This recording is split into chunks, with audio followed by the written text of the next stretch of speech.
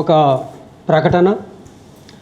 పౌర హక్కుల సంఘం, ఆదివాసీ హక్కుల పోరాట సంఘీభావ వేదిక ఇవాళ 22వ తేదీ మధ్యాహ్నం 2 గంటలకు 27వ తేదీ మధ్యాహ్నం 2 గంటలకు షోయబ్ హాల్ సుందరయ్య విజ్ఞాన కేంద్రంలో ఇదే అంశం పైన అన్ని పొలిటికల్ అంటే వామపక్ష విప్లవ పార్టీలు ప్రత్యేకించి పిలుస్తూ భవిష్యత్తు కార్యాచరణ రూపొందించుకోవటం కోసం ఆ రౌండ్ టేబుల్ సమావేశాన్ని ఏర్పాటు చేస్తున్నాం. ఎట్లాగూ మా సార్ ప్రొఫెసర్ అరగోపాల్ గారు వస్తారు, జస్టిస్ చంద్రకుమార్ కూడా రావాలని కోరుతూ,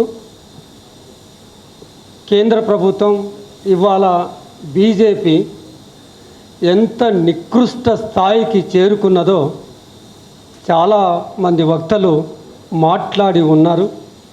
కేవలం ర్యాలీ జరిగితే